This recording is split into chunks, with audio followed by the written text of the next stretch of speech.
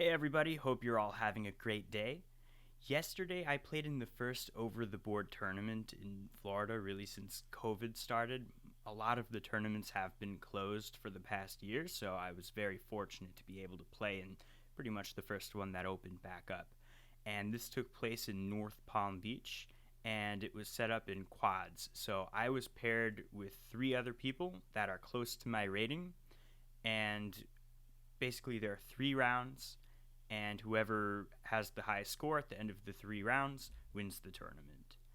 So today I'm going to share with you my games, and hopefully you'll find something educational from it. Now, I'm really happy I didn't have to wear a mask there, because when the tournament director got there, he said the rules have changed. If you're vaccinated, you no longer have to wear a mask. Thankfully, I am fully vaccinated. I got the Pfizer vaccine. So as soon as he said that, I took my mask off and I put it in my pocket. But anyway, let's go ahead and take a look at these games. Here we have our first game. I played the black pieces against Andrew Marakov, and Andrew was unrated, so I had no idea how strong of a player he was. He could have been a total beginner, or he could have been a master, and this was his first game. I briefly spoke to him before the game, and he said that this was his first over-the-board tournament, and he did play online for a few years.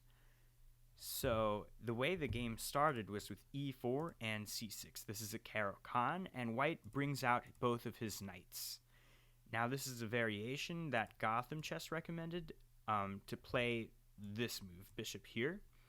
Usually I play bishop here, but because I was reviewing some lines today, the day of the tournament, Gotham Chess recommended that I play this move here, and that's what I did. It keeps the bishop on the board, and it makes it a bit more dynamic. So this is what I went for to the day of the tournament. Knight g3, bishop g6, and now white plays this move, pawn to h4. Now, if I don't do anything, let's say if I make a nothing move, right? My bishop gets trapped here. This is the threat. Now my bishop has nowhere to go, and I can pretty much resign the game because my bishop is lost. So I have to address this move somehow. So what I play is h6, and what this does is provide a little cubby hole in case if white does push the pawn, I can escape to the square. Now knight e5 was played, and this is it may be like a strong looking move, but I can simply play queen d6 here, and everything is defended. d4, and here I play knight d7, just to ask white what's he planning on doing with the knight. He already moved it twice. Let's see what white wants to do. And now he takes the bishop, and I take. And now he plays bishop d3 to attack the queen, and I simply move it back. And here I think my position is okay. I have developed pieces, and white plays c3. Knight gf6, just developing my pieces, and knight f5. So this move seems like a waste of a move, because I can simply play queen c7. This move, the knight has already moved twice in the opening, and I think instead he should have developed his other pieces, like his dark squared bishop. g3 was played. It prepares for bishop f4, because now this pawn is defending the square to attack the queen. But I play e6 to attack the knight, and now he plays bishop to f4, but here I have queen b6. So now this piece is attacked, and this piece is attacked. So white really only has one move to save both of them, and that move is queen e2.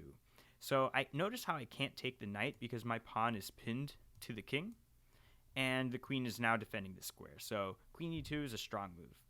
I castle queenside.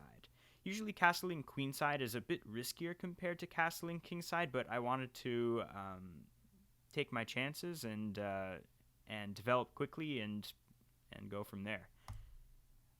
Knight d6 was played, but I think this is a mistake. My opponent is giving up a strong knight for an undeveloped bishop. So I take, and now I play c5. And this is the best move according to the computer because it's a pawn break. If there is an exchange, like if this were to happen, I can take back with the knight. And now notice how my rook is suddenly more powerful. It has an open file, and I think my position here is pretty good. So white does not take. Instead, he plays bishop f4, and I play knight d5, getting my knight more active and attacking this bishop. Bishop e3, and to me, I think this is a mistake. I think he should have played bishop d2. Here, I'm going to take it. So this takes away the bishop pair that white currently has, which was an advantage, and it damages white's kingside pawn structure after this pawn takes the knight. But pawn took in the game, and here I played queen d6, and white decides to queenside castle, e5, another pawn break, and the pawn takes on the c file. And I do notice that my king is slightly weak. There is no pawn right in front of it, so it was something to keep in the back of my mind. So I play queen c5, rook hf1. That's a good move, getting the rook a bit more active and attacking the pawn. But here I play knight f6, which gets my knight a bit more active and controls more of the center square. So now it's controlling this center square and this center square. Now bishop f5 check happened, and so here I played king c7. So king c7 still protects the rook, and while it may look weak, I didn't see any way for white to immediately attack. h5 was played, and now I play knight d5. Rook d3, knight b4, and knight b4 is a nice looking move because the pawn cannot take the knight, and the knight attacks the rook and attacks this pawn. Rook takes d8, rook takes d8, and king b1. Now I play my knight back to d5, and rook e1 was played. And here I play queen b6. So this threatens knight takes c3, which would be a fork, check, and pick up the queen. And the pawn cannot take back because of this pin. But if he does see this, I can possibly reroute my queen along this rank. Maybe I can go to this square to attack the bishop. So white plays a strong move, queen c4 check, and I move my king. e4 was played, and now I play knight e3. Now, this is a double attack, so white needs to do something pretty aggressive. And white takes the pawn on f7. This does gain a pawn, but it allows for me to start attacking the queen. So I play queen here, queen d6. Now, you may notice that this gives up the defense of a knight. The rook can simply take the knight. However, if that happens, checkmate on the board. So white does not take the knight because that would be a blunder. Instead makes the move a3 to create a safe square for the king. So if I give him a check, he can escape to a2. And that's what happened. I gave him a check and he went to a2. Queen d2. I'm just trying to maneuver my pieces to attack the king. I'm trying to throw everything I have. Right now I'm down a pawn, so I need to fire everything I have at my opponent and hope for a win. So rook takes e3. I think long term it's a weakness. It gives up the exchange, but at the same time it thwarts any of my attacking plans. So it's kind of double-edged here. If I'm able to survive whatever attack white has, I should be winning in the endgame. Queen e7 was played, and I played queen d3. Now I lose another pawn here with check, but after king a8, white doesn't have any more checks, and now I start having threats of my own. Like, I'm preparing to play this move, and it's just not looking too good for white. Even though I am currently down 2 pawns, I am up the exchange, and I should be winning. His king side is a lot more dangerous than mine, I think. Queen e6 was played, and queen takes g3. This is a free pawn, so I took it. e5 was played, and here I made a huge blunder. I made the move a6, and the computer just went from complete draw to plus 6.4 advantage for white.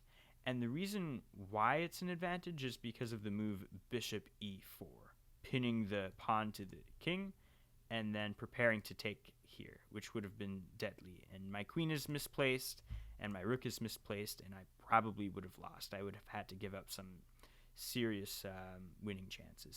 So I'm totally lost here. I didn't see this bishop e4 pin idea, but I'm really happy that my opponent did not either. So instead of going for bishop e4, he plays his queen here to b6.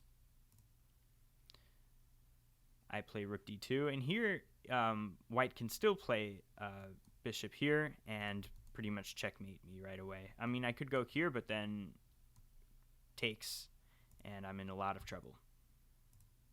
But thankfully he didn't see that, and now the computer gives the advantage back to me. Now I have a 6-point advantage.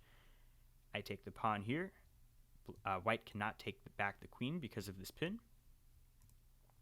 And e7. White is pretty close to queening, so I knew I had to attack really hard. Queen c4 check. Queen comes here, and this is a mistake because this loses the pawn. I take the queen, king takes back, and now rook e2 wins the pawn. There's no way for white to protect it. So bishop there, and I take the pawn, and this endgame is hopeless for white. It's really just a matter of technique. I eventually sack the exchange to get a winning king and pawn endgame. So we'll play it through. King b8, b3, king c7, getting my king a bit more active, and this gets the opposition to cuts the white king's mobility. Can't go any of these three squares because my king is there. That's opposition. a4, rook e6, preparing to sack the exchange. b4, and I sack the exchange. I take that bishop because I knew after pawn takes, I have a winning pawn endgame. This pawn is passed, and if the king tries to stop it, I'll take my king and race and get these pawns and push these pawns up. So this was a win for me. The only thing I was slightly worried about is this pawn. If the king can somehow come down here, pick up this pawn, but it was really too slow. I calculated it during the game. h5, king here, maintaining opposition. King f4, maintaining opposition and losing the g6 pawn next. I take it. And now I'm up 2 pawns, and this game is hopelessly lost. There's just a few more moves that have been played, and here, white resigns. So that was game 1. I won the first game, and that really puts me in a good position because there are only 3 rounds to this tournament. I just need to win the next 2 ones, and I would win the tournament. Here we have round 2. I played Benjamin Curry. He's 1582 USCF, and I'm only 1482. So there is a 100-point difference between us two, and he looked about 11 or 12 years old. So I was especially nervous for this match because I do have a history of losing to youngsters. One time I lost to a 5-year-old. His name is Marvin, and he crushed me. This was like one of my first tournaments, but so I became especially cautious of young people. I've learned to not underestimate their skills. So this game starts with the Slav, d4, c6, c4, d5. This is called the Slav defense. Knight c3, knight f6, g3, bishop f5. Here we're just developing our pieces. And at this point, I was slightly worried that white will try queen b3, but I'm totally fine because I can play this move. Like if here, I can play here, and then if white decides to trade down, I can take back, and then my rook has an open file, and my position is okay. Even though I do have double pawns, and it could be a slight weakness, I do think my position is okay there. But he doesn't go for that queen move. Instead, he plays bishop g2, and here I play e6. Now, white takes the pawn, and I take back with the e pawn. And so far, we have a good game. We're all developing our pieces, no major weaknesses on either side. Knight f3, bishop b4, just developing the bishop out and pinning the knight to the king. Bishop d2 is played, and here I castle, and white does the same. So we have a pretty much equal game here. Knight bd7, just finishing up my development, getting my last piece developed. And a3, pretty much asking me what I'm going to do with the bishop, and I retreated. I retreated to d6, and it really makes both of my bishops more active compared to white's bishops. White's bishops doesn't have as much mobility as mine. Mine are on some very nice diagonals. Now rook e1 prepares for an eventual e4 pawn break, so I had to keep that in mind. I play h6, and this gives the bishop a cubbyhole on h7 if it's ever provoked. h3 was played, and this move seems a bit odd. It damages white's kingside with no strategic advantage besides maybe trying for like a g4, g5 push. But what I do now is I play knight e4. What this does is prevent an e4 pawn break. It stops this move from happening by blockading my knight. I place it on that square where white would like to go, and it also prevents a g4, g5 attack on the knight. It also adds the queen's defense to this diagonal too, so it's a multi-purpose move. Knight h4 was played, and here I play knight takes c3, bishop takes, and I play bishop h7 to this little cubby hole. I eventually want to play rook e8, and I think this knight here is slightly misplaced. Knight f3, replacing the knight, which kind of makes sense, and here I play rook e8, obtaining that semi-open file. So I plan on playing queen c7 here and doubling up on this e file. Knight d2 was played. So now he moved this knight so many times. He moved here, he moved back, and he moved there. This just allows me to get more activity. Knight f6. This makes the knight more active and also adds a defense to this square to stop this e4 break. Now b4 was played. I think it's bad because I think it makes the dark squared bishop a lot weaker, and it proved to be kind of paralyzed for the rest of the game. Queen c7 was played, and rook c1. And here I play a6. So the reason why I played a6 is because it adds protection for if white tries this move b5 to free up the bishop and rook. But if b5, I would rather take with my a pawn to keep the position closed. Obviously, he wouldn't do this right now because that would just lose a pawn, but he would prepare it first by playing a4 and then b5. But I wanted my pawn here to take back this way. Versus if I were to take back this way, then there could be some discoveries with the bishop, and his rook will be so much more powerful. So knight b3 was played, and here I play rook e7, preparing to double up. a4 and bishop e4. Now he makes the move a5. This move is a bit too slow, so I do have a winning move here that the computer said if I played it, I would have probably won on the spot. That move would have been bishop takes g3. This move would have been so strong. This is a minus 7.3 advantage to me. Because if he plays this move, f takes g3, this is a forced mate in 2 with queen here, and there's no way for white to stop queen takes bishop with checkmate, because the bishop is also attacking it, and the bishop is pinned. But if instead he had played rook f1, white would have had a damaged kingside. This would have just been a free pawn for me, and now I can just double rooks and just keep attacking, and I'm up a pawn and totally winning here. But I made a different capture. I didn't take on g3. What I did instead was to take on g2 with this bishop instead. So king takes g2, and now I play knight e4. Now the computer says this is great for me too, minus 4.9, still winning. Not as winning though as the other one, but I do like how powerful my knight is on e4. Knight c5 was played, and here I double up. I simply play rook a to e8, queen d3, and queen c8. Now I play queen c8 to just gain more activity, maybe play here next, and white plays queen to f3.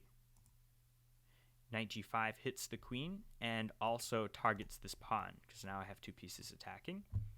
Queen g4, and this move is a mistake because it will allow me to win a pawn. So I take the queen, takes back, I take the knight. This knight was defending this pawn, so I remove it first. And now when white takes back, now I can take this pawn and win a pawn. Takes. And now I'm up a pawn, and it should be very good for me. I really like this position.